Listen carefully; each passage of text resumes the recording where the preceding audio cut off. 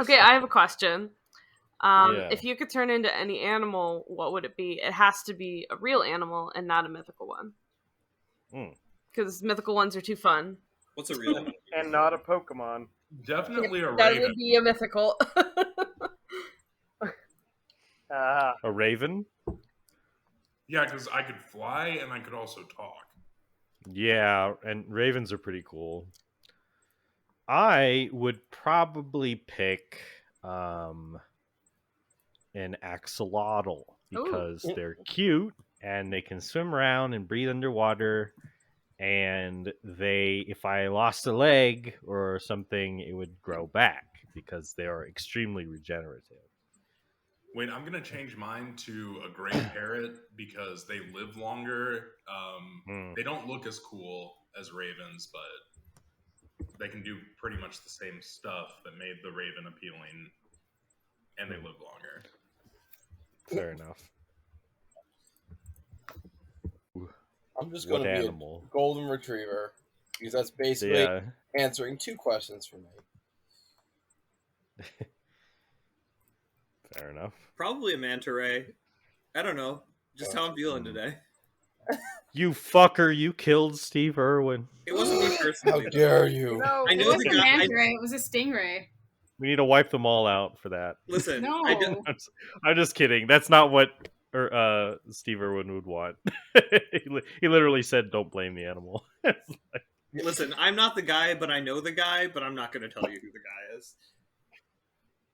Yeah, just because it's the first thing that comes to mind, how about like an otter or something? Like a swimming animal? I think those are pretty fun. Yeah, otters are cool. I would want to be a cat. I mean, kind of obvious, but I've seen those videos of people putting the cameras on the cat's perspective. They're just running around, and I'm just like, man, I want to be there. I want to just be running around free like that. Yeah. Somehow it's even more meowing. impressive, like how athletic and and how high they can jump and stuff. Like when you're like right below their head level, it's like whoa. Hardcore. Be a cheetah, man. Just the fastest thing around. Kill wantonly. I mean, I feel like that would be tiring though, because you would need to chase your food like constantly. Apparently, cheetahs are pretty chill, like in like zoo pseudo domesticated. Yeah, they seem really like kind of like chill and like I don't know. They just. Yeah.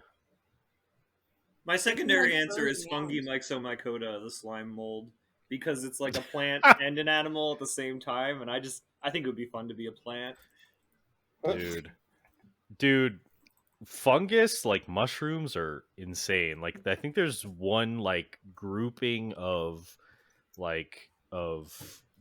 fungus, like a mushroom that in like the Pacific Northwest, which is very fitting for like eldritch, mysterious nonsense. That is like the biggest single organism on the planet. It's a slime mold. Yeah, it is this. Paul real big. Paul was like the most eldritch real creature. That's me. It's literally horrifying. Yeah. Okay, I had to do some Googling, and I decided that I would be a California condor, which is a giant bird that looks really badass. But also, apparently, it can like reproduce on its own and doesn't need other birds to do it. Wow. Like a sea cucumber? An asexual bird? I guess so.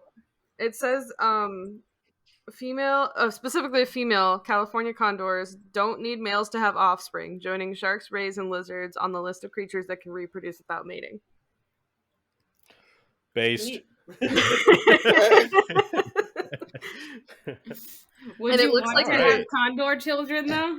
Yeah, I feel like that'd be stressful if you were just like, living your life and it's like, oh damn, I'm pregnant. I gotta raise a child now. Well, I don't know how it works, but it's possible that they choose, Yeah, Oh. it's probably that like animals are motivated primarily to reproduce anyway, so they probably are like the environment doesn't have enough males in it, so time to do the self-impregnation thing.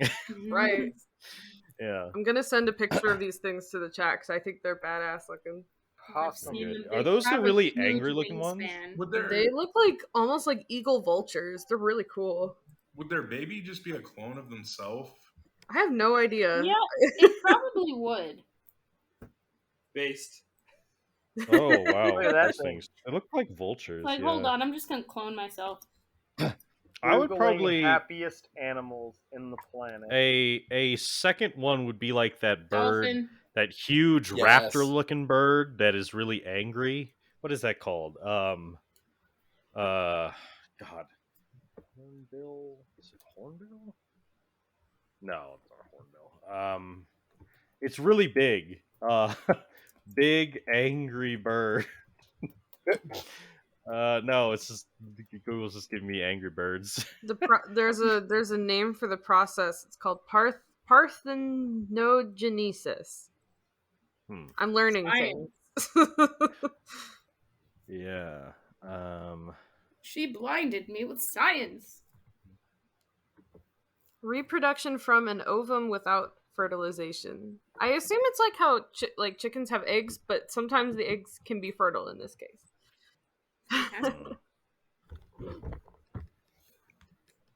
Just go with one of my spirit animals, like raccoon and or lemur. Except I'm not from Madagascar. You are kind of a lemur guy. I can see it. Yeah. Yeah. Yeah. Constantly being crushed by the contents of a closet. Yeah. Should probably watch Madagascar someday. I've never seen those movies. Dude, I feel like it would really be your kind of movie, dude. I'm really shocked you haven't seen it. I kind of agree. You haven't seen Madagascar? Paul has officially seen Lilo and Stitch now. Yeah. Yes, it's so good. And he fell asleep during the sequel. True. Which sequel? The Lilo Lilo. and Stitch. The second Which has one a that glitch. that Oh, okay. Because there was Stitch the Yeah. movie, and then there was Stitch Has a Glitch. It's Lilo and Stitch 2, Stitch Has a Glitch, so it's officially the sequel. Okay. yeah, I and then have they it made on DVD.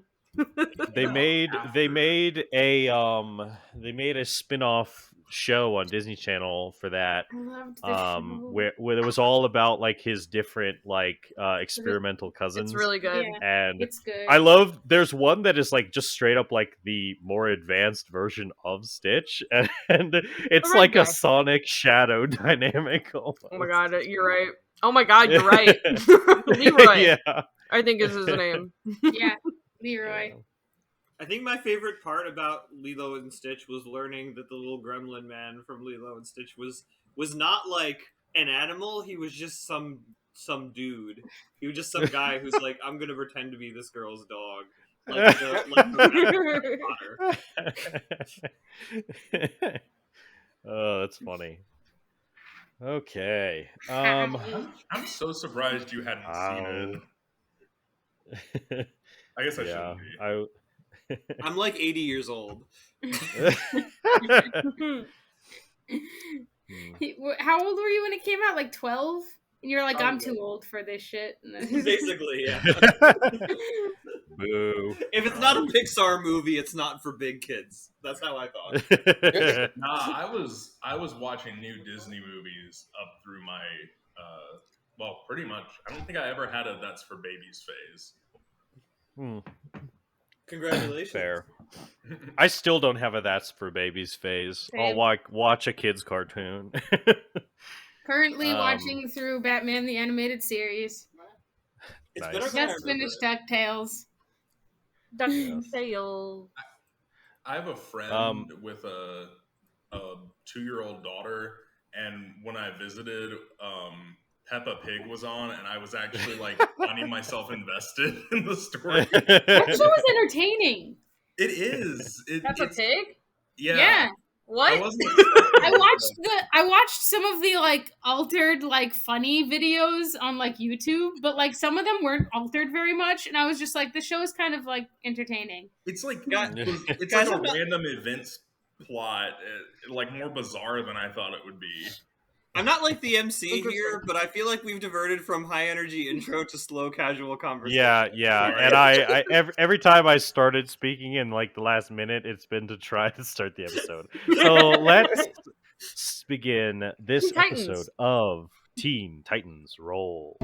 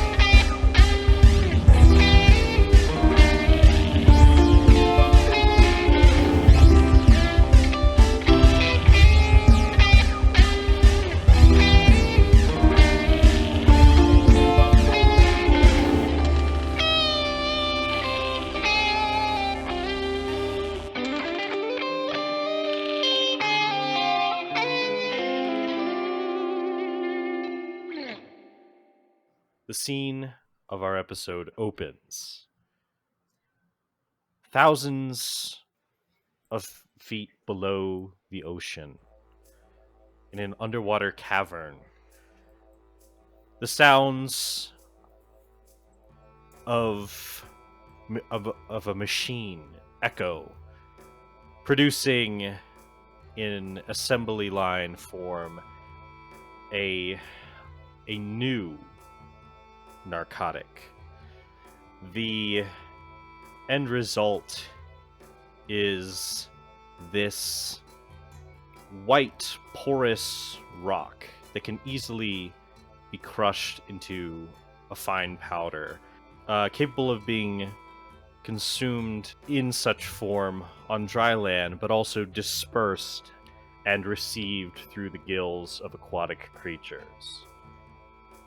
A substance that can be rolled and smoked or inhaled, that has a similar capability to LSD in the sense that it is not very physically damaging and only requires a small dose to be effective, but produces an effect comparable to dimethyltryptamine. The producers of this substance work tirelessly, and finally, they have produced the proper amount for their purposes. So, Jesse, what the hell are you talking about? Yeah, what would you like to do? I'm gonna. This is not my scene at all. I'm barely in it, but I do want to demand a name for this undersea drug. Well, I suppose that's actually kind of up to you. Did we develop a new drug? Yes.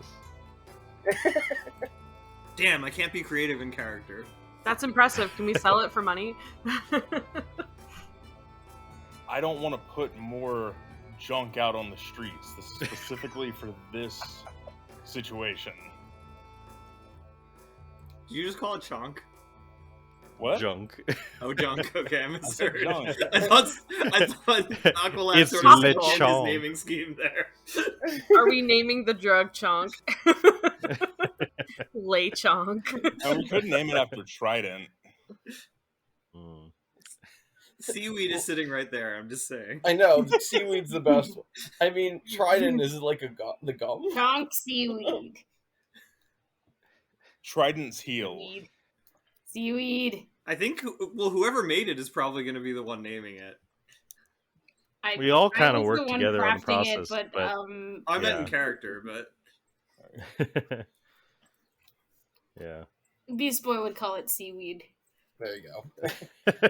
I feel like that's fitting from Beast Boy, even though it's really not like weed at all.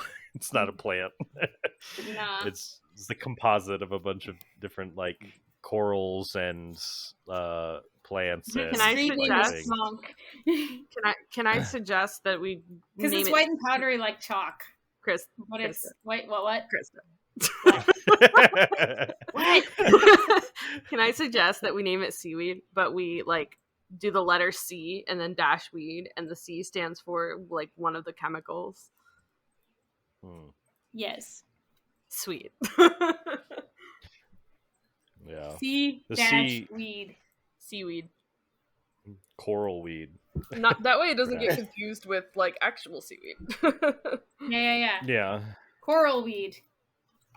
Oh my gosh. Yeah. And then like all the preteens are gonna be eating like actual seaweed and pretending it's drugs now. Just like how we used to snort Smarties in high school. Oh God. Yes, all of us who definitely did that. I mean, I didn't do it, but my friends did. Yeah. I think I poured root beer up Jeez. my nose once.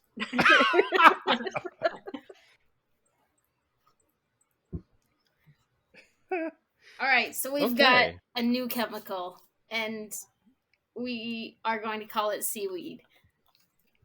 Yes, and this is it can break up into a powder, actually even finer than cocaine, and so now the next step is to decide on the delivery method. Now, from what you guys have gathered from information from Trident's mind, the main area that houses the machine that is running the cloning process is in open air. So an aerosolized form could be probably the most effective method of getting a large group.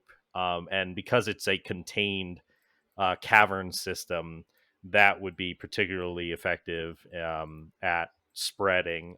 They don't have like a replenishing air source. It's just whatever air is trapped down there will become, intoxicated with the substance. But then also you could put it in the exit in the water, because it can spread through the water as well. That might be a little bit more difficult to keep within the cavern, though. It might leak out more effectively out into the ocean surrounding. Though it'll quickly disperse in effectiveness as it goes further away from the cavern. Well, the question is, those are options where we administrate it to them rather than like get them to take it and then self-perpetuate themselves taking it more. Right. Which direction do we want to go with this?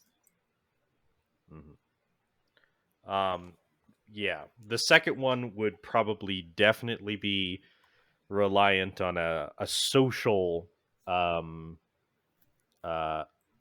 like a social invasion, like convincing them that you're friendly, and doing that. Whereas the second one could be administered through a stealth in and like throw a bunch of smoke bombs and run. True that. But getting in is still kind of an issue. So yeah, I mean, now is the time for you guys to discuss like how you want to approach the mission. I mean, if we choose to drug them, there is the issue of like consent and whether or not we're the good guy. Listen, we're already not killing them, so this is as much as consent as they're gonna get. But if we have them take it themselves, that the only other option is to trap them inside. Well, I mean, we could make it, if it's we could do it the kind of thing where we introduce it to one and then make all the other guys jealous of him or something. So then it would be actually them consenting. We just have to make it look really, really cool. Couldn't we just use disguise self and walk in as one of them and be like, dude, you gotta try this? No, they're jealous, so it's more of like, it's all mine, you can't have any, it's so good. I might have it. I don't have disguise self. So, can I disguise somebody else with like... I have disguise self. There you go. Can you breathe underwater? No. Well, yes. Yes. But the pressure would damage Starfire me. Be the spy.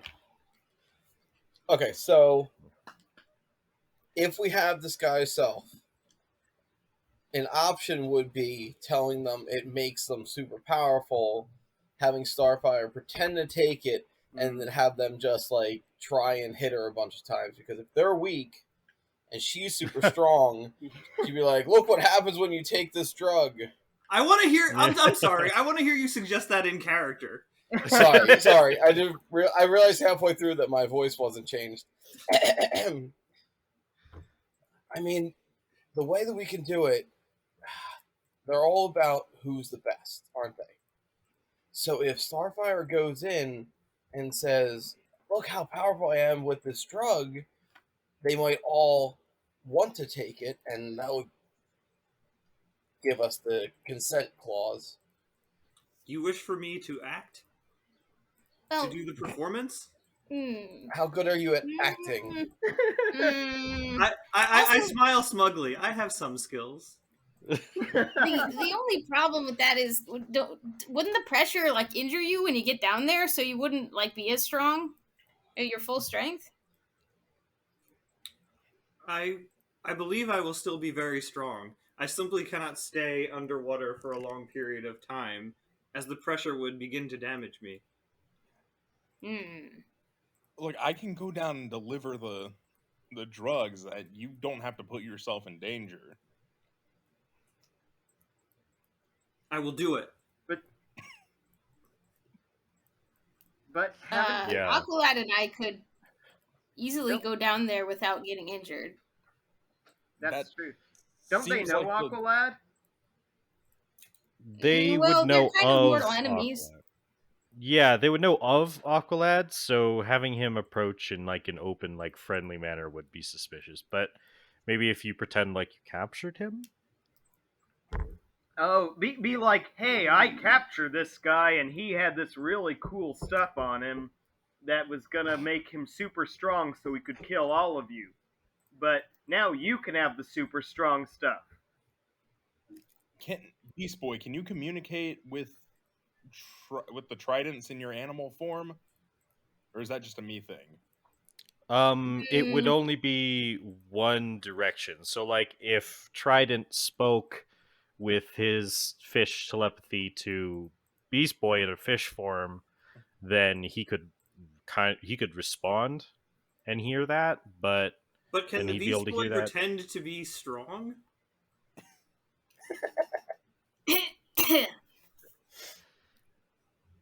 I'm super strong. Somebody just got nay-nayed. Are you? Well, that's why I can turn into T-Rexes. I sit there and I raise my elbow and I say, "Give me the hand wrestle." I start sweating. What, Beast Boy? You can't take her? Sure. Sure. Here. I reach out my hand. Okay. Are you guys doing an arm wrestling? Arm wrestle. I think we're arm wrestling, all right. yeah. And all right. And I have my eyes on Aqualad this whole time, like out of the corner of my eye to see if he's impressed. Well, yeah, you roll a strength contest, you do. Oh my gosh. All right. Why are we wasting our time? That's in character. Yeah, fair enough. Actually, I do have the ability in insinuation, which makes it hard for people to make decisions, which would be really good for, like, convincing somebody. What's your strength modifier? My strength modifier, because I forgot how to use this thing, is plus 11. Yep. So I rolled a 2, so that makes this a 13. All right. So it's like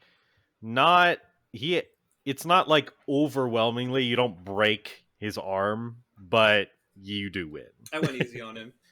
Yeah, I knew that was gonna happen. She has super space strength. I will perform the role. So while we're talking, Robin's kind of starting to make kind of how it disperses his smoke bombs. but he's been slowly trying to make something that you can put the powder in that'll explode to like disperse it that way too. Okay. Yeah, just in case you need just that. in case it doesn't work. Right. Yeah, that's fair enough. That should be simple enough. You already have smoke bombs, so you can pretty much just empty some of the powder contents from your smoke pellets and put some of the drug in, and then it'll disperse in the smoke. Hey, and I have a bunch of them on me, so I figure I could just. So Yeah. I Do that have pretty quickly. the ability to touch an item and make it emit a noise or odor. Can I put like pheromones or something in this? What what do you mean? Where would you get? I feel like Where'd you get pheromones? I don't where'd know. you get pheromones? I can create these things in a lab on the fly. Yeah, I mean, I guess there could be an argument because of this version of the setting that it would actually involve actual odorous That's chemicals, but typically this that those abilities, I don't feel like they don't produce like a An effect. literal smell. They create a sensory effect fair. of a smell through magic. That's fair. But yeah. However, if we wanted to have have a cool effect, visual effect, just let me know. Hey. So yeah, so what's the plan, guys? I think Starfire said that she wants to go in and pretend to be a Trident. Wait, I'm pretending to be Trident? Wait. Oh, yeah, okay. I get it. What else would you be pretending? Yeah, I guess that makes sense. And am I going in as your captive? Yeah, I think so. Okay. And I'm probably following behind and staying stealthy. Okay, just back up. Yeah. You can have my hand. What? I have a detachable. Oh, I can take his hand with me. Oh. I was like, wait, what? I was waiting for the visual follow-up, and then I realized this wasn't a visual medium. His hand just attaches to my head. Aqualad yeah, you could just watching, an like, extra little something in case you need a help. A helping hand. A helping hand. It was right That's there. true. I think, Robin, it would also occur to you that if Beast Boy's in the wings, kind of waiting in case they need backup, you could probably give him a bunch of the smoke pellets, and then That's what I thought. That could be the backup. Yeah. So I'm actually. How many do you think I would have probably been able to make at this point before the mission? What, smoke pellets? Of the like drug pellets at this point. Well, however many smoke pellets you'd have, it wouldn't be too difficult to just put some of the drug in them. So I think however many you have prepared currently, I have about 20 prepared right now, but I don't know if we need all 20 of them, or if I should just make all 20 of them just in case. It could be useful to use as many as possible. The cavern system. Now, you've been informed through via your captured Trident's thoughts that the cloning machine is like right in the opening area of the cavern system, which, by the way, you would easily know is just tactively like idiotic. Like that the cavern system, in order to produce an army of these guys, would have to go much deeper into the cave. Right. So it's probably very large. So the fact that they didn't just put the cloning machine deep within the cavern in the bottom of it, and have it be more defensible just by virtue of how many of them there would be in there is very stupid. They just did the most convenient thing. They walked into a cave and they plopped it right there, and they started the process there. It's super dumb. Yeah, very dumb. And so this would be a bottleneck. So as long as you effectively contaminate the air within this area in a thick dispersal, then anyone hatching lower and coming up through the cavern system, assuming there aren't other exits, would would then probably breathe it in and be affected. So yeah. All right, so how are we closing up the cave when we're done? We gotta trap them. I mean, if we can get the seismic cannons working, we might be able to collapse the entrance. I mean, we don't want to collapse it too much because the Atlanteans should probably come in and apprehend them all after the fact. So yeah, I think if we close it up a little bit, I mean, the drugs should be able to keep them down further, because if we can disperse it up front and then put it into the cloning machine as well, we should be able to stop any of them from being able to get out without being drugged up, at least. And just so you know, we need to leave like my hand behind to watch over the operation, I can always make a new one. Can you communicate with your hand the whole time? I can give it instructions, and it has a 10 intelligence, so it's smart enough to know how to execute. So I guess our first plan would be Starfire turning into Trident, saying, "Look, I found this substance that made me powerful enough to catch Aqualad," and then try to get them to take it themselves. And then if that doesn't work, start throwing these, and I hand each of them, Yeah. I give some to Aqualad, Starfire, and then Beast Boy. I'll give 6 each to them. What? Sorry, what did you give us? I gave you my drug smoke bombs. Oh, drug smoke bombs. Okay. What form does the drug regularly take? It's like a powder. So you snort like it? A thin. Well, so it starts as like a porous rock, like a coral, but it can easily be crumbled into a powder, and that's the way you probably want to consume it. And it could be consumed by like breathing it through your gills if you're an underwater creature, underwater, or like crushing it around you and letting it float in the water, or on land it could be snorted like cocaine. Okay. So you snort it. Yes. And have we seen Starfire? Or it could be breathed in an aerosol form if it's dispersed in the air. And we've seen Starfire use Disguise Self.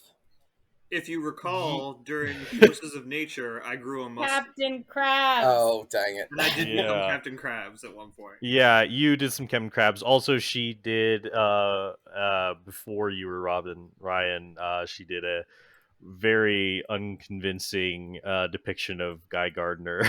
This is true. I tried to become the Green Lantern. Right. Okay. Well, then, in that case, I'm also going to pull out my my breath filter and also hand that to her. If you have to crush it in the area around you, just put this in, and it should filter it out before you breathe it in. Wait, I'm sorry. What did you give me? I gave you. It's one of those things that you So put you in your don't mouth get and you can breathe high. underwater. Okay. I nod slowly. Mhm. I just show her like how to put it in and breathe through it. All They right. shouldn't be able to see it through your disguise self. All right, I will use this. Still Inside debating joke. whether I'm going to actually Yeah. take it in If there you- or not. If you even remember it. Okay. She wants to get drugged. Yeah. What are you guys doing with your hostage while you go conduct this mission? Robin walks up with some of the drug Mm-hmm. and just goes out of his hand into its face. Okay. Yeah, you blow it into his face. He coughs. And very quickly his pupils get extremely wide, like almost like his whole eyes. And he kind of like looks up at the cavern ceiling and he's just kind of quiet for a moment, and then he's just like, the man in the bowler hat. That's all he mutters for a while. Wait, does that ring a bell to me? No. I mean, it's from Meet the Robinsons, but I don't think like we would know. Could I do an information check? You can believe that. You are all welcome to roll a DC, like, for you guys, like a DC 60 history check, which means it would be impossible. Dang. You roll it. No, he's saying we won't be able to figure it out. The DC is like 60. Well, at least we know the drug works. Yeah. You roll. He's seeing into other dimensions. He's just watching Meet the Robinsons in his mind now. Yeah. Well, like, could we know? Oh, it's from a movie. You guys are assuming it's from a movie. See, I don't know if that's from a movie or if that's somebody that we haven't met in the CIA yet.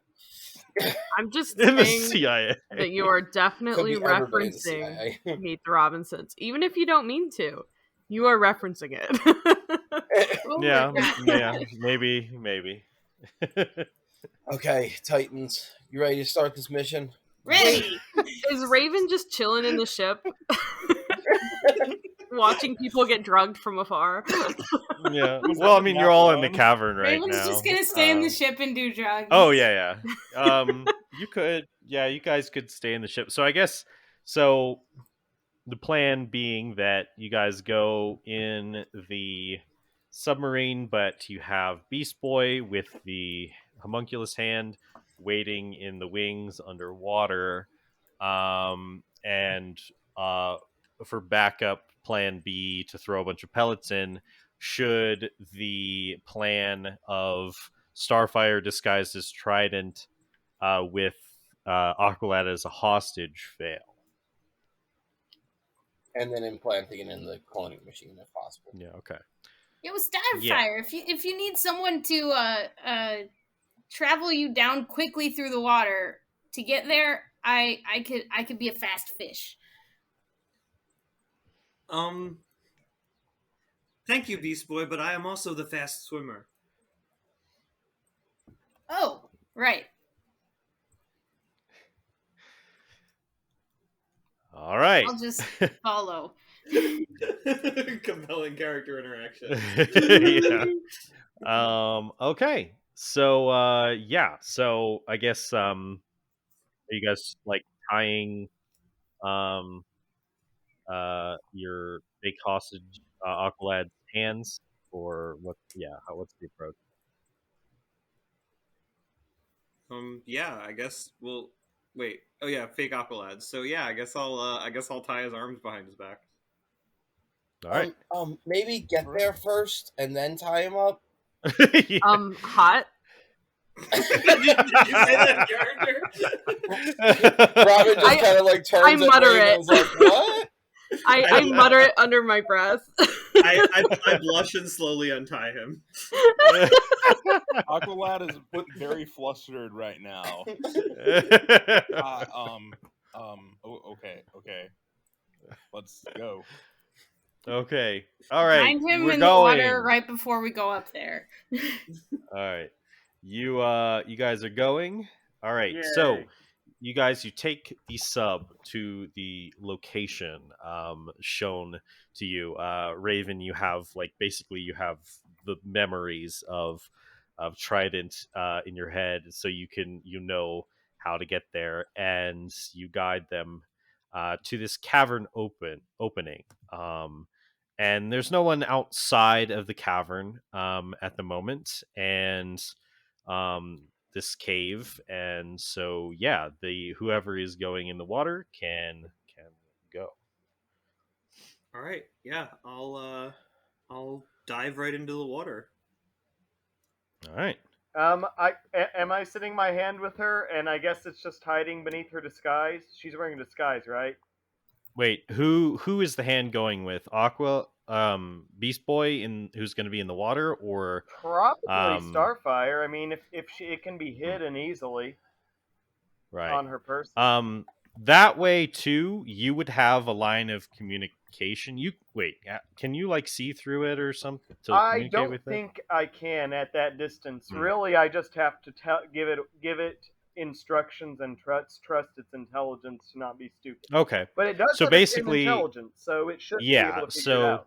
yeah, it should be able to know if things are going bad to, I guess, contact Beast Boy or contact. Yeah, If it can contact Robin, you could probably give it communicator, so it could like ping the communicator, that's fair.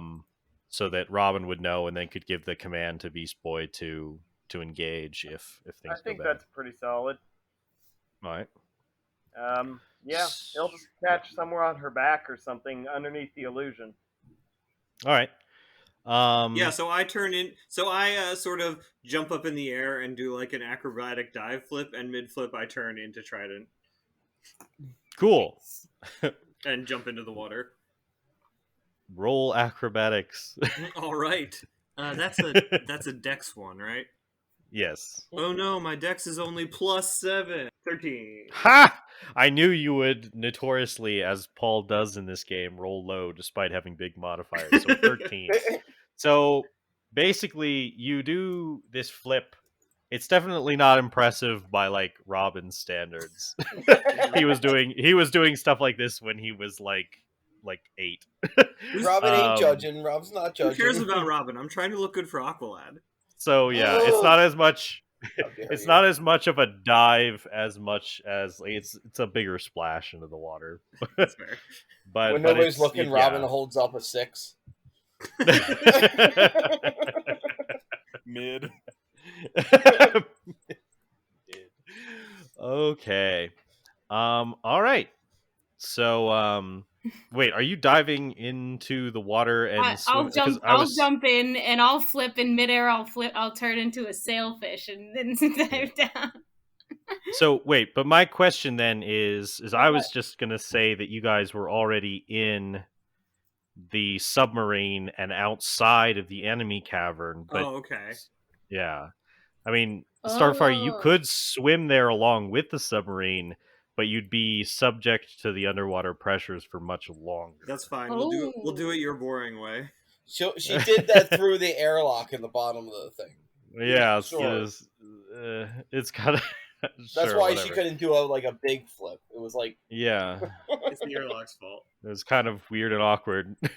Wait, so where are we? We're on the submarine? You're in the submarine. Well, whoever needs to be in the submarine. Oh, how'd we get here? Would be Did we in the make the drugs submarine. in the submarine? No. All that was done in the cave, but what I'm saying is you guys could ride the submarine to the enemy location. Ooh. We're not following the script, you guys. do we have big sacks of these drugs now? Yeah, you basically you'd have them in the cargo hold, and you could open it from outside of the sub and carry them in. Yeah. All right. So the point is, whoever's going in is going in. Yes. So you have Aqualad bound and Starfire with Beast Boy following behind. Beast Boy, what kind of form are you taking to wait in the wings? How far are we swimming? Is it just right there? It's basically through a cavern, so it's only like maybe 100 feet or so. Like from the entrance to up where the water ends inside. Then I'm gonna be a giant octopus, so that I can camouflage with the walls, and also so I have arms to carry the smoke bombs. Very good, very good. All right, so yeah, you guys kind of go through the cavern, and you exit. You guys, and you are disguised as Trident, and you swim through. I would say for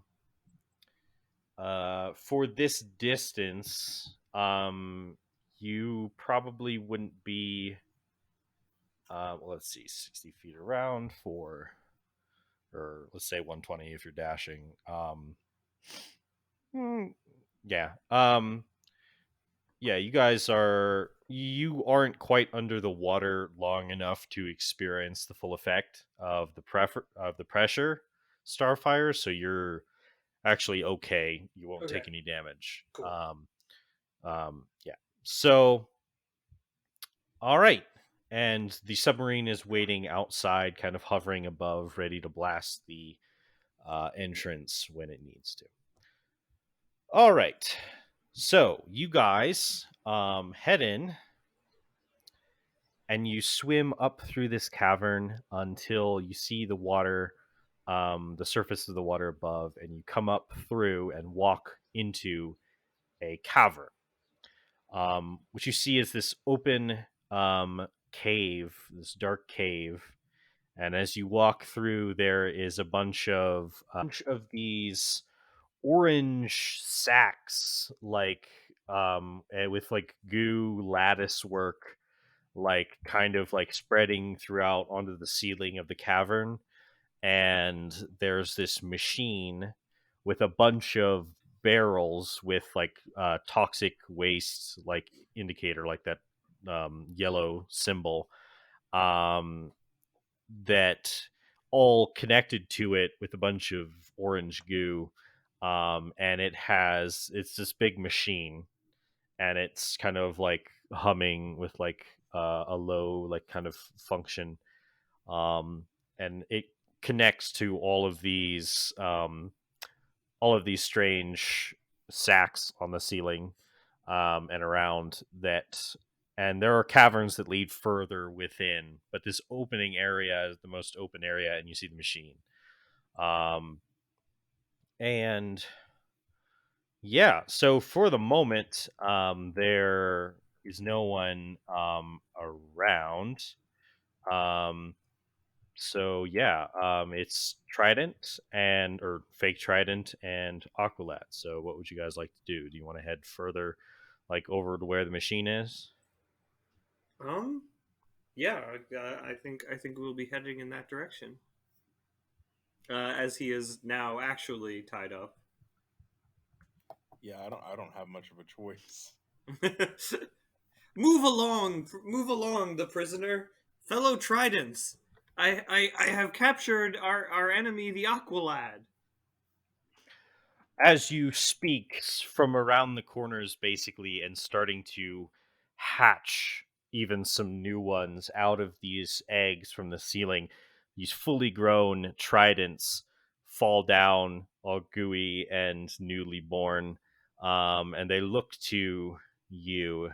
Many of them with tridents, like the original one.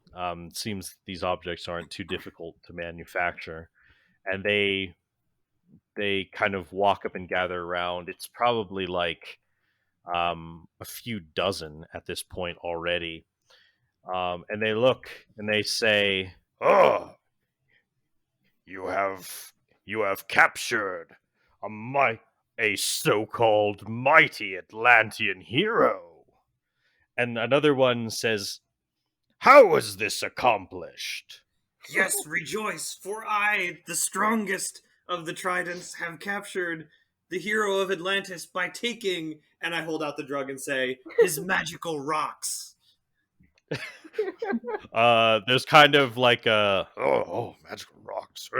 Wait, And as they observe, I punch the ceiling of this cave. All right, so you kind of like do like a jump up like Shoryuken to like punch basically. the ceiling. Okay, well, I was actually gonna give you disadvantage on deception because you said, or persuasion because you said the strongest, and that was bad. But then you actually proved it.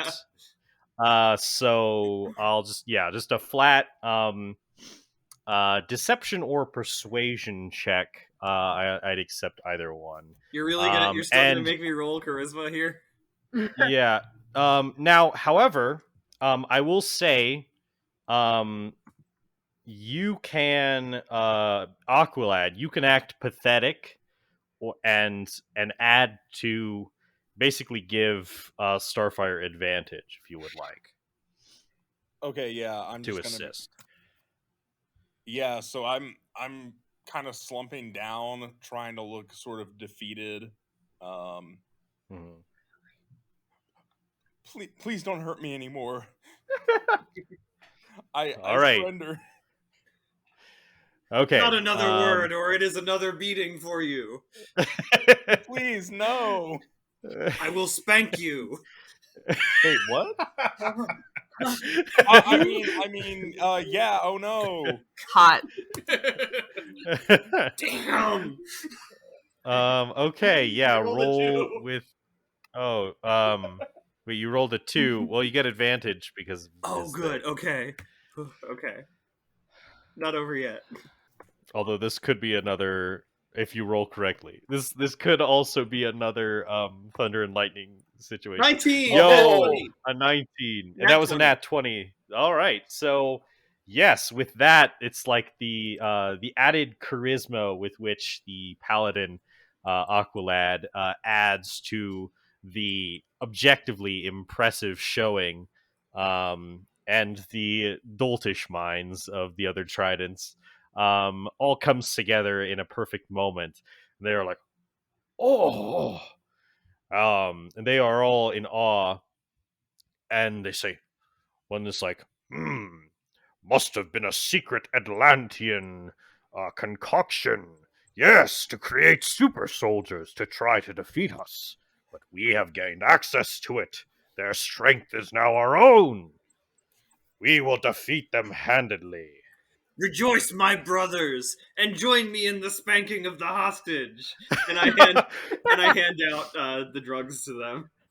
Yeah, so you start handing them out, and some people start like cracking them open. They say, it is strange, fine coral powder. Yes, very good. I had something akin to this as a lad. And then other ones start lining up. Yes, commence the spanking ceremony. And they're basically like waiting for Starfire to bend Aqualad over so that they can start spanking.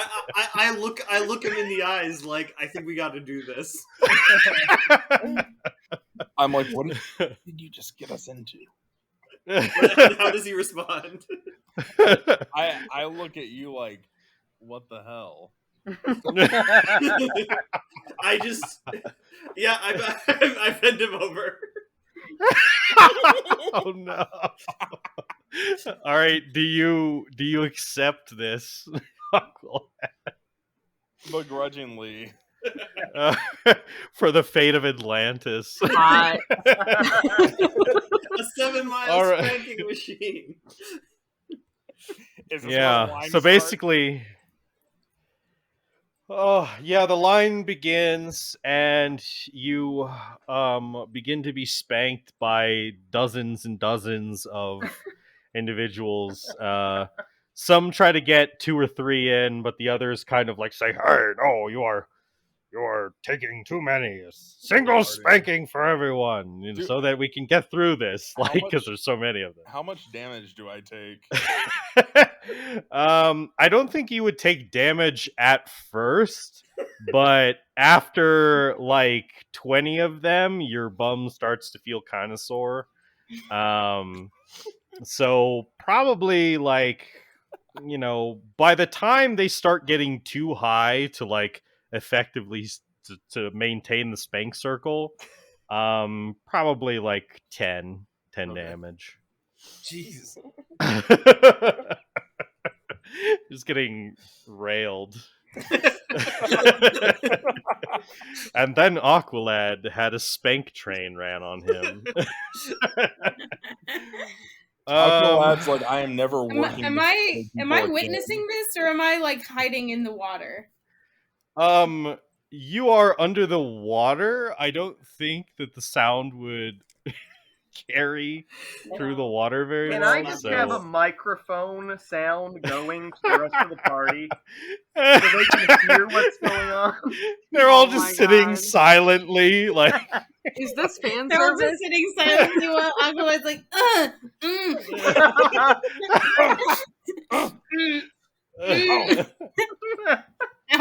This is definitely fan service. I would fight it, but I actually have very little confidence in my acting capabilities, so I'm like, I think we have to yes end this. Yeah, I feel it's. No, Starfire wanted this. Okay. Kinky. All right. So yeah, eventually, though the drug is spread amongst the group, they start to crack it open. It disperses in the air, kind of as they kind of like drop some rocks, and they like turn into powder easily. And then they also snort it, and they start they start getting really weird, and snorting it off of each other in weird ways, and eventually, basically, the whole like oh no, they're gonna group, start orgying. they Teen Titans Roll, the lost episode, one where they spank and have like self-sex. It basically it doesn't go that far, because as soon as like an individual gets high, they sort of drift off, and basically they start muttering things like about a man in a bowler hat, the man dressed in black, and then some actually start seeming to have like really bad trips, and they're like, "No, don't hurt me, man in the green cloak." And feeling, and like, yeah, basically half of them like seem to be like just muttering about a man in a bowler hat, and the other ones are like kind of cowering in fear and muttering about a man in a green cloak. And so, and then some of them go like into the deeper caverns to like share it with the clones who are further within. So they kind of spread out. But yeah, I think you guys have successfully so the group around you is immediately around you is starting to become too intoxicated to even question if you guys just left at this point. So yeah. What would you like to do? That was our whole plan, pretty much, right? Right. Well, we Or gotta are we gonna, put it step into the out and machine? we gotta step out and seal the cavern now. Okay. Yeah, I will just casually slip out with Aqualad. And I Not gotta making put any one eye man on my contact. ass. Okay. And then I'll snap his restraints off once we're out. All right. Yeah, you are grateful for the salt water. It kind of stings, but you know, it's a good like healing sting, the salt water on your bum, as you go out into the water. And yeah, you know, that was going to be either a success or a very quick pile on of like exponentially increasing like challenge rating difficulty as you fight just like 100 tridents. But yeah, you guys were successful. Yay. There. What do I do So, with these extra drugs? We need to have a party. yeah, you guys have a lot of extra drugs. Well, basically, you would have had to leave a lot with the Yeah. group, like a big, like, you know, like duffel bag worth at least, or a few couple. But you would have a little left over, and of course, the individuals who took some before would have some left. So it's just sort of a decision about what you want to do with it. But yeah, you guys go outside, and you can blast the opening of the cavern to try to seal it if you would like to. Robin first wants to write down the coordinates on it so that we can give the Atlanteans the direct route to it. Yes. He's like, okay, Cyborg, close it up. I put my finger over the button. It's like, this isn't going to kill them all, is it? It shouldn't. If, I'm assuming, well, make sure it's just the rocks at the front of it. We don't want to collapse the whole cave. All right, Robin, I'll take your word for it. And I press the button. All right, They all die. Boom. There's a boom as the blast hits the top of the cavern, and the rocks crumble over the opening. And so, yeah, basically now it's just to wait for a fish eventually returns and gives advance warning to you, Aqualad, that Atlantis has received the message, and that they will send a contingent force to be there in about a day, and they will be able to they'll be able to hopefully help the situation. So basically, it's like at this point, it's like the Titans don't necessarily need to stick around for that long if you're confident that the cavern's sealed and that they're incapacitated, and then the Atlantean military can dig it out and go in and start arresting people. Aqualad, you're going to be around to see that happens, right? Yes. Well, we very much appreciate your help. Anytime. Wait, are we Yeah. like, where are we right now? So you're under the water. Now you could decide if you want to make sure that the Titans are safe. You could guide them back to the overworld if you would like. Yeah, I'll do that. Once we're in the submarine, I sort of go up to Raven and I'm just like whispering and I'm like, "Friend Raven, I fear I came on too strong." And because you guys are in separate compartments and have to use a mic system, it probably just broadcasts to the whole ship. Wait, what is she referring to? I genuinely don't know what she's referring to. Well, yeah, I mean, in character, probably not either. But wait, is she referring to making Aqualad get spanked? Is that what she's talking about? Yes, that's what I'm referring to. yeah, she's probably referring to like the instance that caused there to be just a like 20 minutes of Aqualad moaning into the microphone. In that case, Raven just like thinks about it for a second and just shrugs and walks away. Can't walk away in a compartment. In I go do something else. Like it doesn't matter. Yeah, you start twiddling your thumbs. Yeah. All right. So yeah, you guys can probably have a relatively silent and awkward trip back up to the Titan's Tower. How long does it take? It probably takes a couple hours. But because it's in the deeper ocean. That's fair. Would this be a good time to do drugs? Would this be a good time to do drugs? Maybe. It's kind of a question of if anything else happens between now and then. But back at the tower, guys. I mean, if it's going to be several-hour trip, I at least suggest it to those interested. Well, yeah. What does Robin say to that? We're on mission, guys. If you want to do it, then you can do it back at the tower. Yeah. All right. I shrink back into the shadows. I think I say, I wonder if I can put this stuff into a cannon blast. Oh boy, just like freaking like sleeper gas pellets. Party. So See, you guys cannon! you guys go back up to the surface, back to the tower, and you guys are now on the coast of your little island. And by the end of the mission, Robin, you've been feeling kind of like the situation probably wasn't handled in the most professional manner. You feel like maybe a token of some sort would be appropriate. A token of some sort? To Aqualad? Yeah.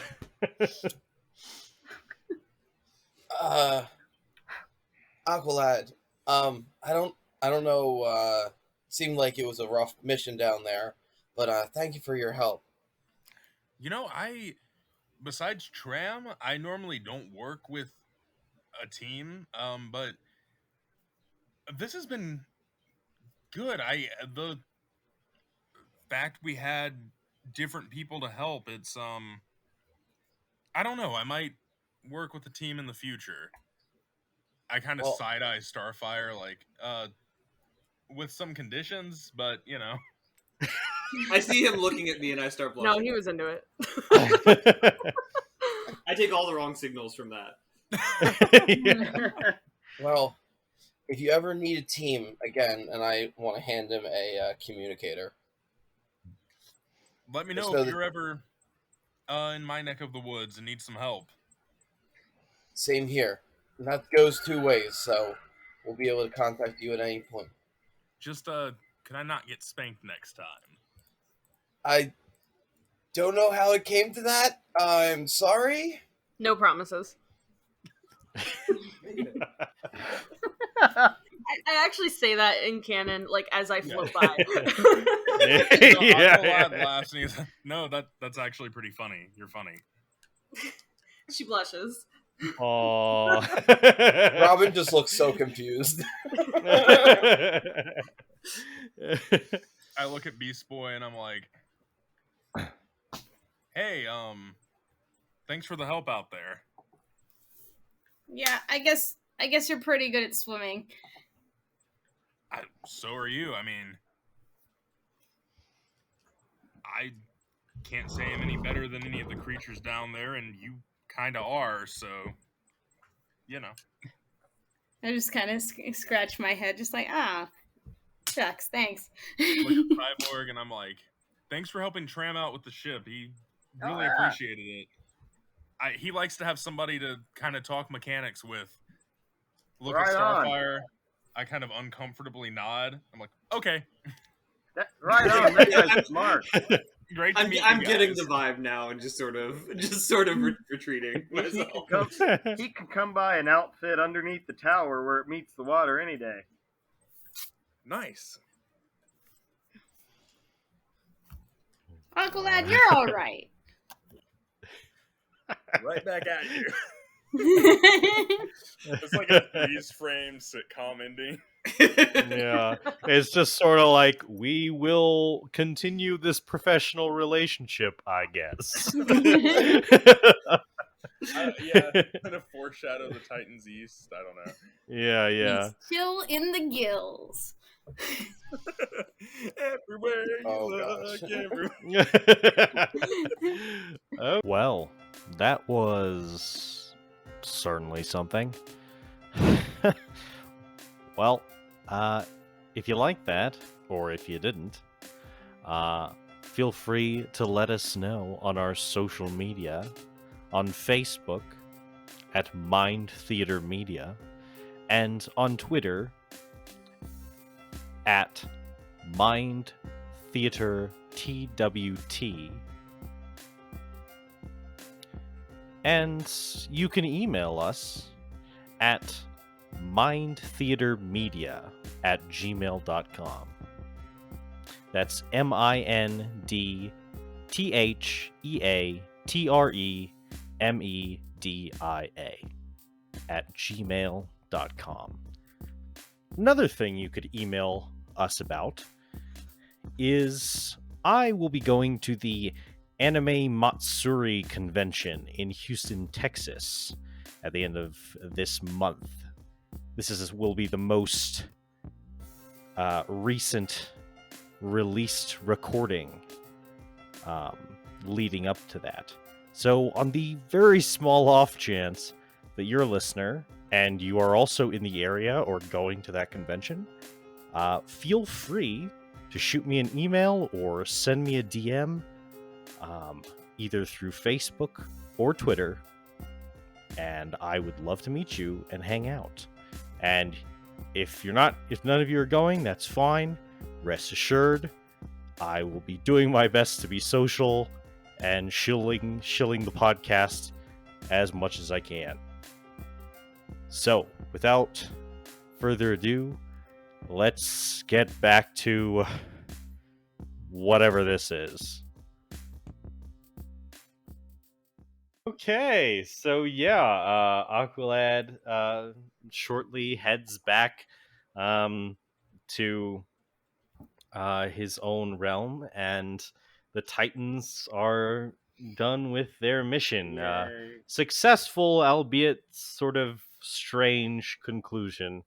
And yeah, you guys now have some free time to engage with whatever you would like. Well, are we doing this, guys? We kind of Yes. have to. So my only question is, are you guys are those of you who are engaging with this doing so in a group setting all together, or are you going in kind of like your own rooms and doing it on your own? It's better to do drugs with your friends. Either that or like I feel like Beast Boy, as rebellious as he is still too good of a boy, and unless he was peer pressured, would kind of like, I don't know, guys. I mean, we talked about this. I know. I feel like maybe it's who starts it? Is it Starfire? Yeah, that's Starfire and Raven combined. Starfire is not initiating anything anymore because she feels terrible about making Aqualad. And about the fact that Aqualad clearly wanted to be spanked by Raven and not by her. And we so Raven's gonna initiate, I guess. Okay. We step to the rooftop and just are like, whoa, look at like the ocean. That's pretty tight. No, I thought we saw. She hasn't given us. She hasn't. Did you just take the drugs already? No. Sorry, we're starting that. Okay, go ahead. You go ahead. Yeah, you don't know what the drug does yet. No, we don't. Are you all taking it at the same time together? No. I really no, not all who are engaging, which I'm assuming is everyone but Robin. Robin's just sticking mud. He's not doing it. Robin, Beast Boy, will you join us in the ingesting of psychoactive materials? I'm not sure. I'm gonna be monitoring the comms while you guys have fun. Raven kind of floats around Beast Boy, and she's like, "Don't you want to know who the bowler hat guy is?" I walk up. I'm like, hell! If everybody else is doing it, come on, Beast Boy. She high fives Cyborg. Listen, whatever they were seeing, I want to know what the hell that is. All right. She nods, and she also drags Starfire with her. Yeah, no, I'm willingly following along. I don't think it's right. Subject just in somebody else case. to something I'm not willing to do. All right. Mm-hmm.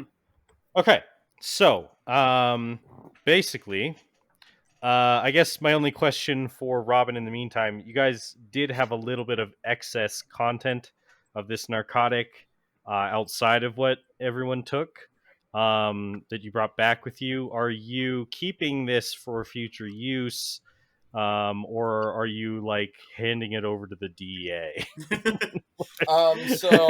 So how much excess do we have? Time to Google and get put on a list. How much is a lot of drugs? How much is a lot of drugs? I know Robin's a good boy, but I wish he'd let us keep it. In kilos. Cocaine. You should probably give some of it to scientists to examine it for medical properties. Oh, I mean, I'm keeping it a little totally. bit. I'm keeping some for scientific purposes. I mean, come on. All right, yeah, you guys, you wouldn't have to take very much, like, maybe like a few 100 grams for that kind of thing. I feel like at most we would have taken a kilo. I feel like we would have left it to make sure that the drugged up Tridents stayed right. Up. Either to the Tridents or in the future custody of the Atlantean kingdom. the Atlanteans are about to become like giant druggies. Yeah. Yo, yeah, I think you just We We want some started of that the drug, epidemic. drug crime. Like we started like the secret like drug The war on drugs. underground of Atlantis. And Yeah. then we all They start got- like a dare program down in Atlantis. Aqualad's the dare spokesman as Penny. If you do these drugs, you'll get spanked. Kids, But he look at didn't these do the marks drugs. on my ass. If you do the drugs, you will spank other people. No, Yeah. some people are into that. You don't want to do that. Oh wait, No. people are into being spanked too. Hold I'm on. like, Yeah, yeah. I mean, Aqualad might be into that in the right context, not a bunch of ugly reptile men. This in the shape of water. What I'm hearing is he does in fact want Raven to spank him. yeah. Okay, so I feel like So we anyway. talked about that. It's like, man, all right. that was some crazy spanking that was going on there. I'm definitely going to gather up the drug bombs. Mhm. Gather up. I'll leave like enough for them to have a little bit of fun for now and in the future, and then we're going to Less. probably. I say we need to Okay. give this to the DEA just in Mhm. case it becomes an issue. Yeah. Now you do know, just calling the DA and telling them you have a bunch of drugs, even though you're superheroes and you kind of enjoy an elevated status, would probably raise some eyebrows and like be some troublesome paperwork. However, you do have a contact that you believe may be more discreet about this in the FBI agent that you were contacted by alongside of Plastic Man. Plastic Man. Just give them all the drugs. Like, can you can you dispose of this? Give it to Do I the just DA do I just have her without phone our number? name associated with it? Well, yeah, she basically gave you her number to a secure line to contact her should you want to move forward with the deal. So you could probably contact her for this. Oh, I didn't actually contact her about doing the deal after we agreed about it. We should Okay. do that. Well, I'll do that while they get high. Okay, yeah. So back to them getting high. All right, I want everyone to roll Constitution. Oh my gracious. Oh, I gotta look. Oh no. I don't even know what my constitution is. Cyborg and Rolled Cyborg. constitution once. I got a nat 1, you guys. Wow. Whoa. It's Oh, plus no, 9, you're so it's a high. 10, but it's a nat 1. You are Yeah. as high as heaven. Why are my rolls such garbage Wow. today? I'm gonna have to do a lot of this stuff. Always with Starfire.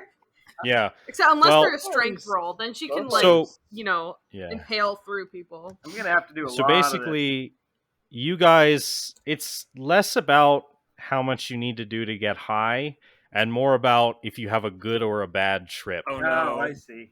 Oh no! I have the best trip. I'm like, hey, Beast Boy, you should like, Ah, what? can you like All right. turn No, into a I am platypus? dictating. But like a I am flying dictating- platypus. All right, I am dictating the trip. Okay. Now, Charlie, what kind of modifier do you have to that? +0. Okay, so basically, I am seeing that so Krista rolled a 12. Paul rolled a Yeah. 1 plus 9. So even considering the fact that you can't crit fail on saving throws, that's not great. Cyborg rolled a 28. And Raven rolled an 8. So basically, Oh no. I'm going to put Cyborg and Beast Boy in the considered success range. And Raven and Starfire, not so much. Oh, At no. least we get to have a bad trip together. Oh no. Girl power. Girl time. Yeah. All right. So, as you guys all fade into this, it's not like you black out or become less conscious. It's more like you become more conscious. You start to look around the room at each other, at the carpet, and you start to hyper focus on details. to the point where you see like the texture on the walls or the couch or the carpet, and they become extremely detailed, and then the geometric shapes start to manipulate, and you start to see, like, you start to get insight into like the deep, complex quantum geometry of the objects themselves. As you get lost in those details, you start to, almost like you're being pulled forward out of your normal experience into those shapes and details. And as you look around, you actually see almost as if you were all traveling together through this strange, constantly changing portal of shapes. As your perspective rushes forward, the shapes start to change into objects, individuals. You start to see these strange entities as you rush past. Large purple woman, lots of little chittering elves, and until you move even past those, until you are just in a void, white, detailless, and you look around and there's nothing there, but then it's almost like you blink and you see a man, and it's an older gentleman, a human. He has a bushy white mustache.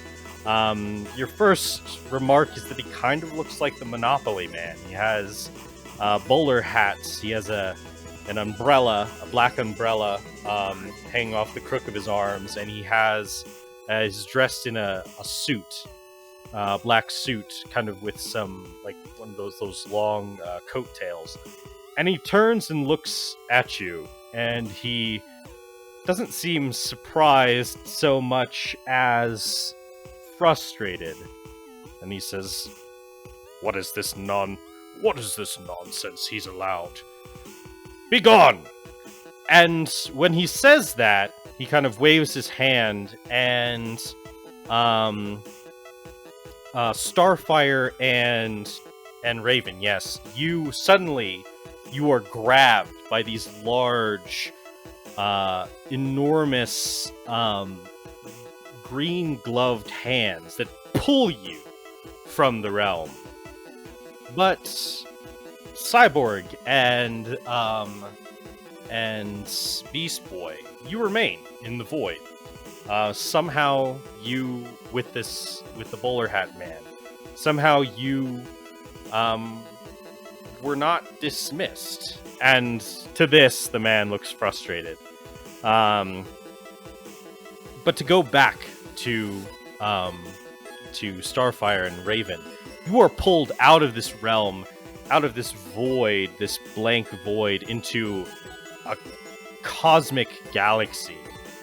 Basically, you look around you, and you're still being held in these. Well, you're no longer held in these hands, but you are standing in like an infinite cosmos. You see galaxies and stars around you, and planets at varying distances, and suns at impossibly close distances.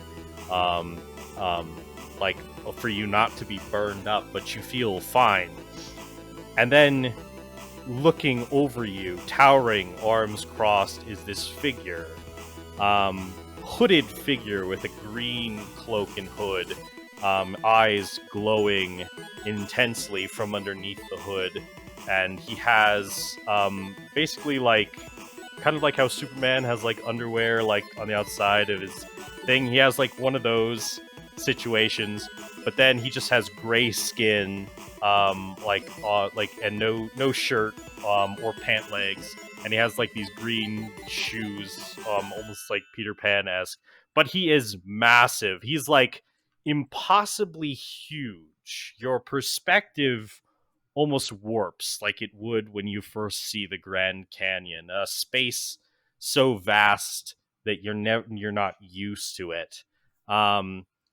He is almost, it's like seeing Cthulhu in a dream. He is impossibly big. And he looks down at you both and says, I hate having to babysit when mortals go on these vision quests. With that, we jump back to the void. Cyborg and Beast Boy, you're standing there looking at this this weird Monopoly Man looking motherfucker, and he's kind of looking at you, tapping his foot impatiently. He's like, "Seriously, I have to wait for the effects to wear off." Hey, Dude, buddy. who are you?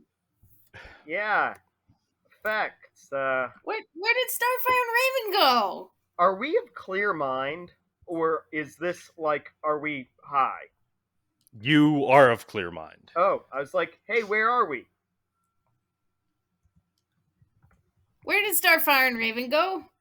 Who are you? What?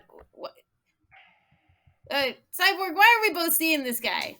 Because it's the guy in the bowler hat. It's what all the fish people talked about. Hello, bowler hat guy. Hey, who? Why does everyone high see you? Hello. Just waving my arms at him.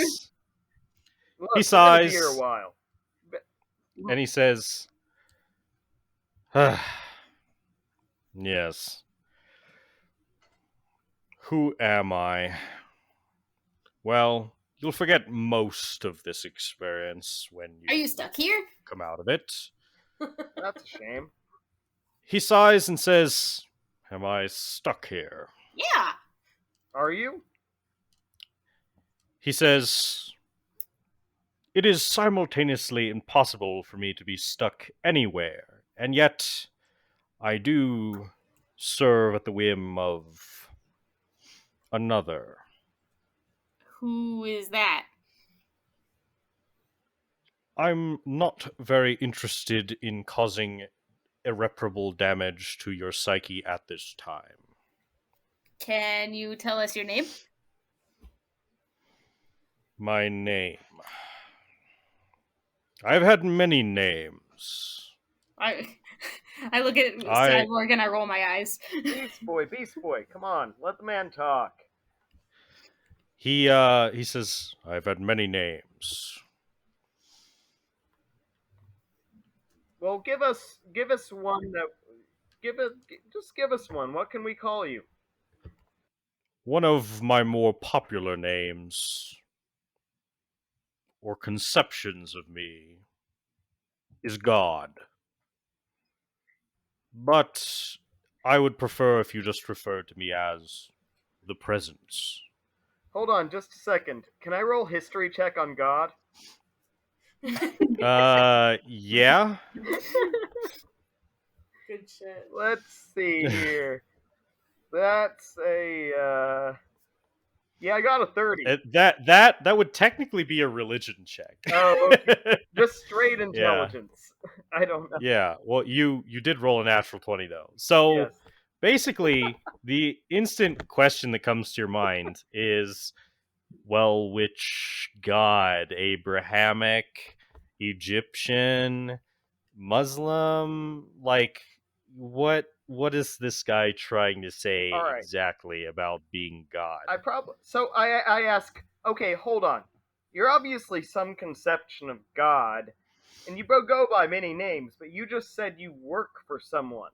Now, I understand you say this is kind of mind-blowing, but I think we're already blowing our minds here anyway, so what's a little bit more blowing?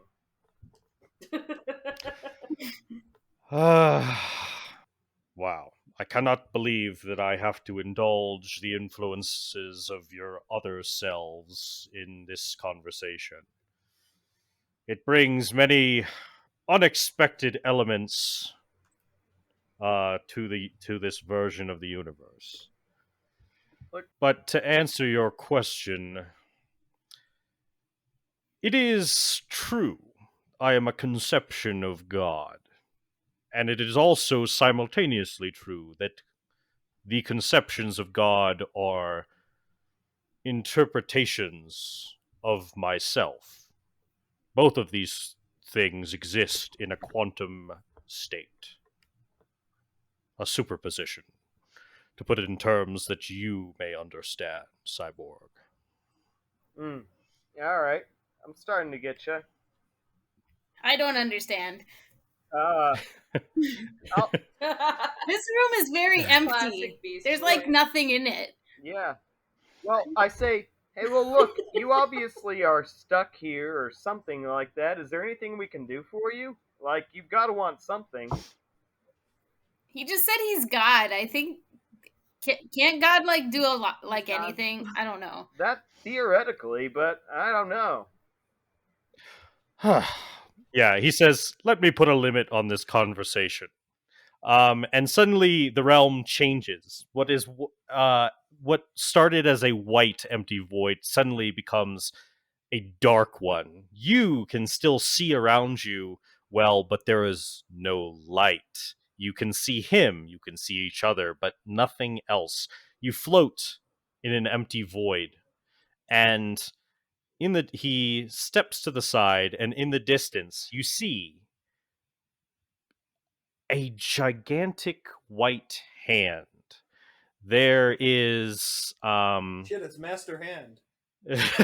basically it looks like that, and this white hand is very slowly closing into a fist.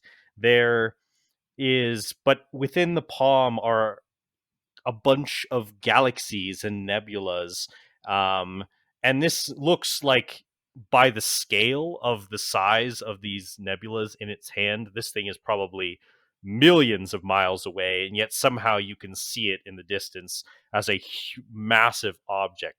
It is slowly condensing, like the fist closing, and as it does, the matter within begins to condense. And he looks to you and says, you have until the Big Bang begins to ask me questions. And then we're going to switch over quickly to the other group.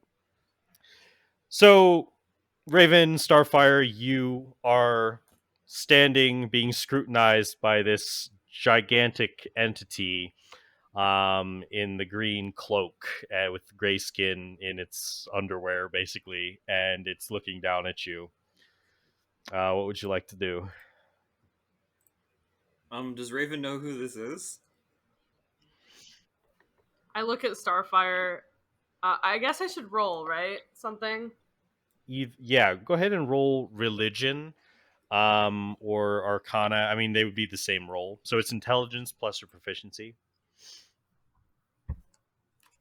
Okay, hold on. Because you're all astral and everything, so. I don't know shit, do I? Should I roll? You could, I suppose. It'd be. Maybe she's got like some cool history book on her. It'd be history. I'll say for Raven, you have these vague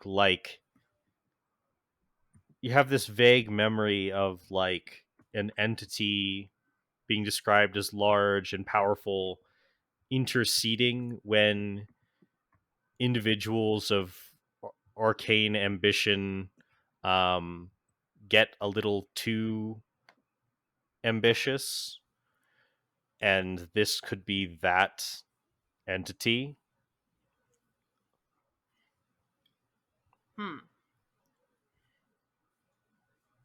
Okay. I got a 7. Yeah. You don't know anything. And she only knew that much because of basically like her route of study. So yeah, it looks down at you. It kind of looks at its wrist as if there's a watch there, but there is no watch, and it kind of says, how long is this going to take? Of all the annoyances, this is my least favorite. Babysitting druggies. He says, I would even wish that it were more of John Constantine's meddling that I were to be dealing with now. If you hate us so much, why don't you take us back to Beast Boy and Cyborg? You have been expelled successfully from that place and put under my care until the time that you drop out of this high, as you call it. I mean, we don't have to stay here. We can go back where they are. You most certainly cannot. Why? Because I'm here to make sure that you do not. Why did they get to stay? Some meddling that my master has mentioned. Some influence. This should be impossible, but somehow it is. This is not what happens when you take Fargarzian pongo fungus. No, it is not. I don't think this happens with most drugs, Starfire. Somehow your lot has managed to concoct something particularly potent. Though you will forget most of this experience upon your return, it is troublesome and possibly the arbitrary influence of another great entity. Is there a way for me to not forget this experience? He looks at you and says, "If there were, I would not tell you." She thinks for a minute and she's like, is there anything that you can tell me that I can take back with me? His eyes narrow as if he's considering something, and all that I can tell you, daughter of the depths, is that you are insignificant to me, but should you fail in your responsibilities, even I may have to step in.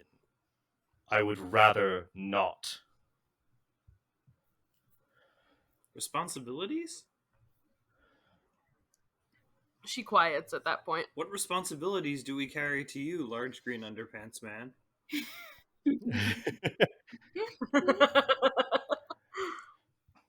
Daughter of Tamaran, your power and influence could never be great enough for me to have to intercede. I speak only to your companion. I just sort of make a pouty face and stop talking to him. Or even just like puts a hand on Starfire's shoulder. Yeah. Indeed. Yeah. At that point, I think we'll jump back to the conversation at the beginning of time, to the other two. So basically, he has just informed you that the event that you see in the distance is the beginning of the Big Bang, and he repeats, "As I have said, you have until my hand condenses all matter into a singular point and then releases, creating the Big Bang, to ask me your questions. I am under no obligation to answer any of them, but I am amusing a secondary influence." And then when he sticks out his middle finger, the Big Bang Theory starts airing.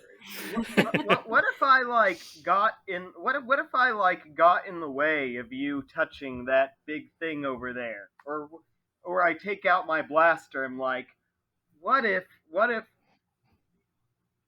I like shot energy at it, and I just blazed radiant energy from my arm cannon? As you start to radiate energy from your arm cannon, the light, as it travels out, it suddenly only travels in a singular direction towards the hand that is pulling all matter to it. And as you notice this, the hand almost appears like it is slowly getting larger, or perhaps you are getting closer.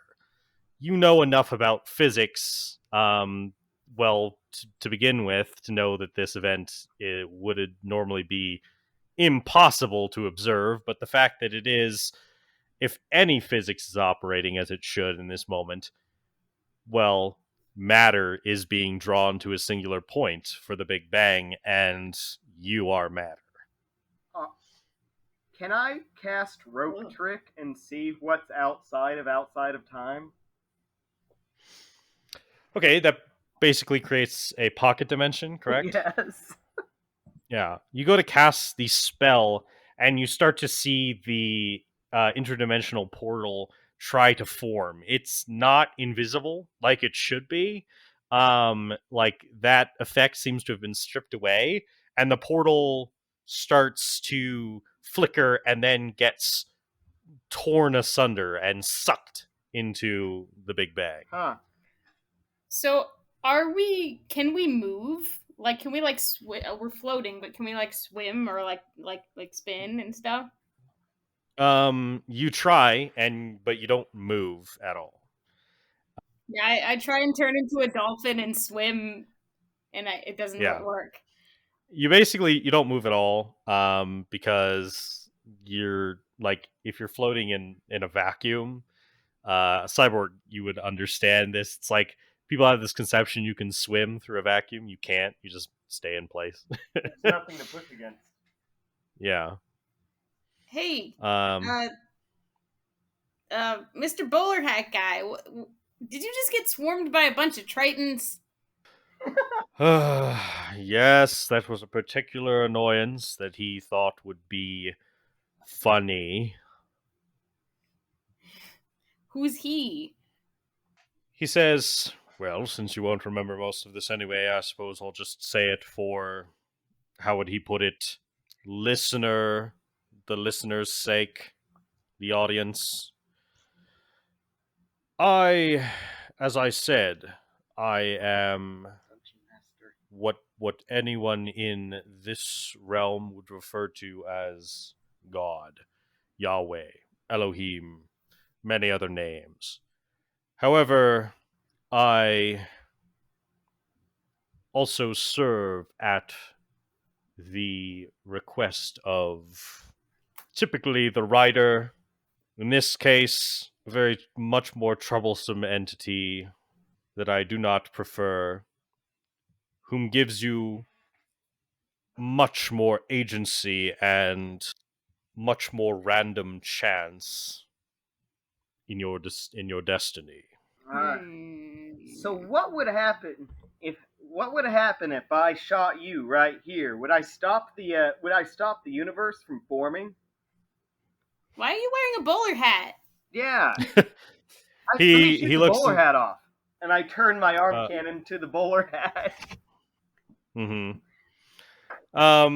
Yeah. So basically, do you fire? Yeah. All right. You fire your arm cannon at his head, and he doesn't even raise a hand. And the beam, kind of like the scene in the first like sequel movie, which is one of the only cool parts of the Star Wars sequels. The beam just stops in midair. Whoa! And he just says, if only you could. It's like, if only you could rid me of this. That's what I'm asking. If you wanted me to, there's got to be a way. Can you answer that question? Are you stuck here? Are you stuck here? Do you know my future? Typically, I would say yes, Garfield Logan. However, in this particular manifestation of this particular universe, not even I know your fate. Everything is on the chance of a cast die, so to speak. Well, to your question, Cyborg, I'm sure you've probably heard the idea of if there's a rock that God can make too heavy for him to lift. That's fair. I can, if you fail your saving throw, I can warp you out of this place when I go back. If only if you could fail your saving throw. He says that wasn't actually uttered as it came from Johnny and not Cyborg. I think we're close to being done now, and the hand is now very close and almost closed within a fist. The light becomes extremely bright all of a sudden, blindingly so. And as we switch back to the other group, suddenly the stars around you start to shine with intense brightness, and the large figure before you, Starfire and Raven, says, "Well, if you have any final questions, you're running out of time." I have no desire to talk to you. You are incredibly rude. Oh. Raven says, "So, what is my responsibility anyway?"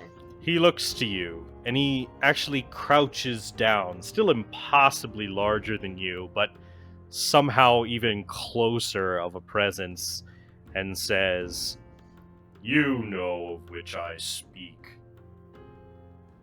The responsibility that was given to you unfairly. A responsibility of your birth. Holding back the one that will undo your world. Undo everything that I will have to step in to correct. For it is my duty to correct such cosmic influences. Should you fail, we will meet again. And I would very much not like to meet again. For what it is worth, I do hope for your success." Raven wants this trip to be over. Her expression reflects that. You will have your wish soon. As the light becomes blinding, both groups suddenly Wait, hold on. drawn. Yeah? So we're basically, creation is happening there, and a wave of creation energy is whipping over us. Essentially, it's like you're simultaneously being sucked into the conglomeration of matter that creates the beginning of the universe and expelled out in a big bang. And as such happens, your consciousnesses are thrust back within your original body. Can I cast absorb elements on the creation energy? No. Come on. You're tripping, man. Yeah. Absorb all the energy. Okay. I think you would die. Or be we're not something physically else. present, right? Yes and no. Your consciousnesses are thrust back within yourselves. Your memories muddy. Basically, feelings. You do remember some profound experiences, but they are warped and altered. They are different. They are lesser. A large purple woman. Elves in the machine.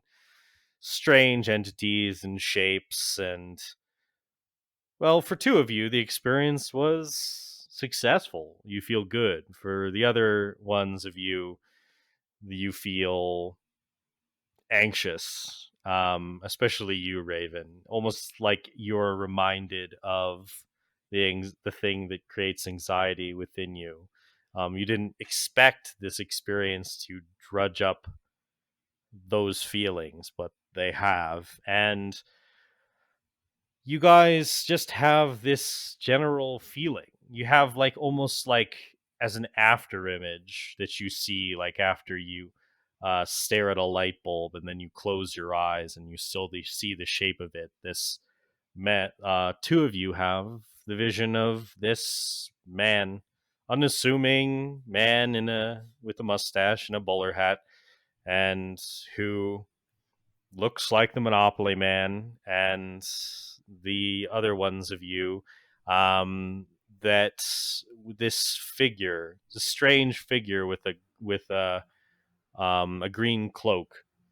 You do, however, Raven and Starfire, remember a snippet of a conversation. An element perhaps close enough to your own real life experience for you to recall. A name. John Constantine. It feels familiar, like you've heard it before, like it's within your peer group, someone whose reputation you know of. You can't remember exactly, and your minds feel muddled. But yeah, you guys are out of the weird trip. Let's do that again. If I still have that like anxious feeling, I'm gonna say that Raven kind of slinks off to her room without a word and closes the door. Okay. To go meditate or whatever. Yeah, I think I go back to write in my journal about how Aqualad wanted to be spanked by Raven, and then I saw the little man from the Powerpuff Girls. Yeah.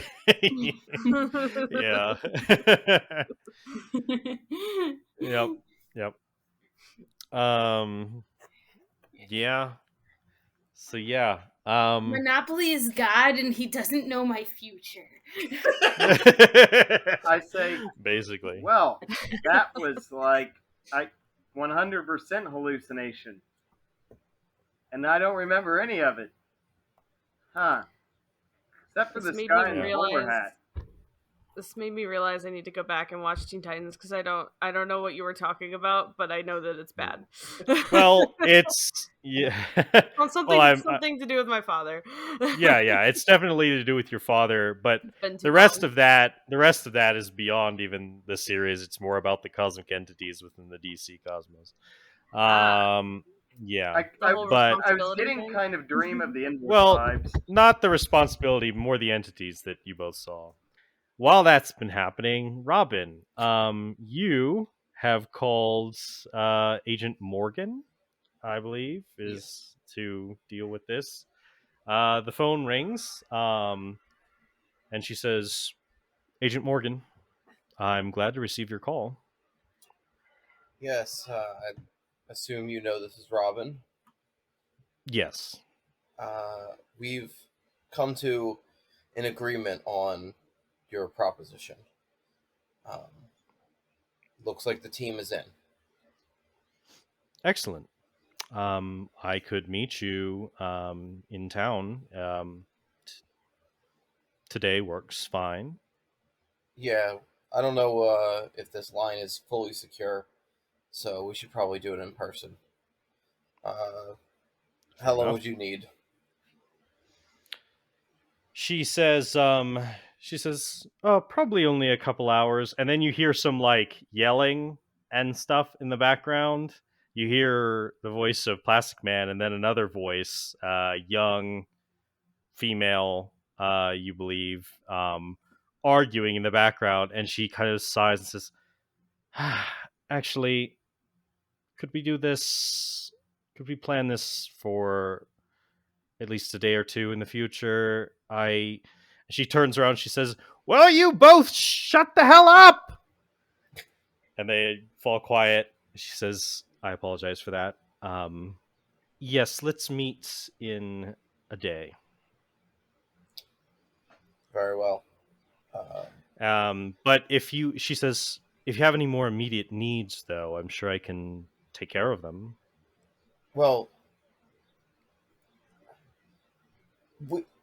I do.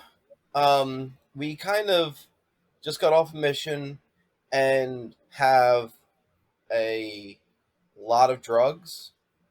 Okay, please don't say any more. She says, I'll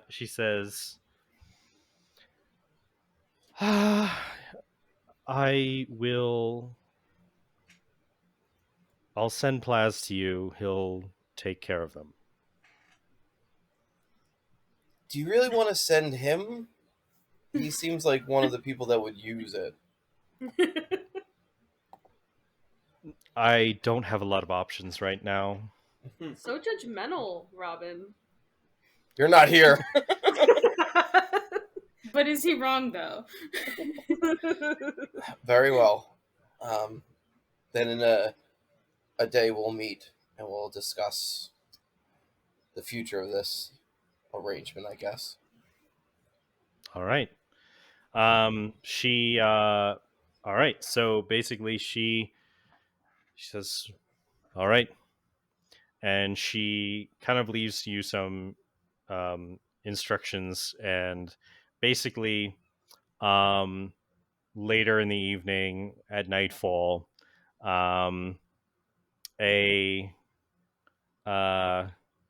you leave them, you walk outside, you look around, and you leave them on the coast. And as you are standing there on the beach, a bunch of like tentacles of different colors, like red and like skin tone and yellow, come up, and a weird looking octopus with Plaz's face slinks up onto the shore and starts like slowly pulling the drugs into the water, and he just gives you like a thumbs up with his tentacle. Oh my god. And and he just kind of whispers, "Hey, don't worry, I won't tell the bats about this one." And slinks back into the water. Just scowls. Robin kind of just shakes his head and just kind of like starts walking back to the tower. Yeah. Okay. Yeah, so with Robin walking back up to the tower, I believe that will conclude our episode.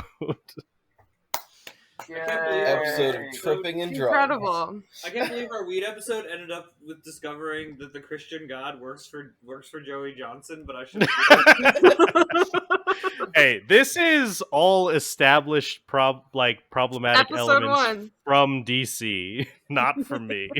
I thought it was gonna be Mr. Zixpixel or whatever. I thought so too, but then it I didn't. can't wait till we go on adventures with John Constantine. Yeah.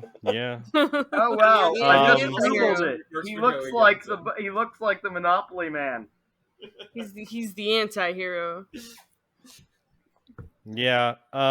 Basically the like weird interdimensional elf gnome things from Superman, Mr. Mixpixel or whatever the fuck. Those are very powerful cosmic entities you don't want to mess with, and like the guy, the Robin, like one was named Jimmy or whatever. Larry? Yeah. Larry. He is one of Larry. those. Yeah. That's kind of like an avenue to which you could get.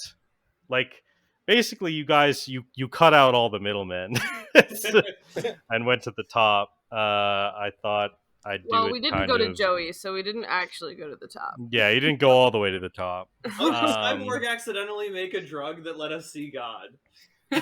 Well, you know, let's see the narrator from episode 1. Yeah. Basically. It's kind of like a DMT type situation, you know, where people are like, I saw the truth or whatever, but actually because it's DC magic nonsense. So. In this universe, you really do see God when you take drugs. So He-Man was wrong when he said there's no such thing as magic drugs. Yes. It's never wrong. You take that back. Kids, Yeah. try my magic drugs. Mm-hmm. So yeah, and also I just wanted to like have a little nod there that might lead you down a rabbit hole towards more like adult inappropriate characters in the DC universe. That was What is definitely this? a different go ahead. direction to take the episode. Yeah. Right. I imagine enjoyed that. it's been a while since I've seen the original episode, but I don't think I remember it going quite like this. Nope. No. You guys This were is like, fantastic. It was about Drugs. like homework or Drugs. something. yeah. I like that I figured it out about halfway through the drug sequence. Yeah.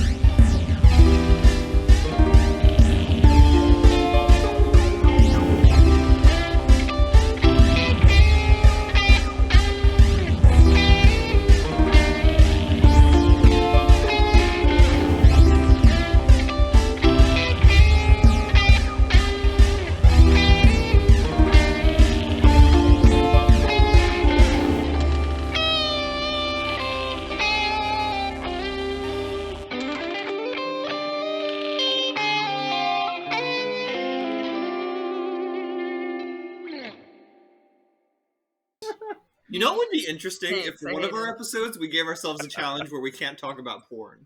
I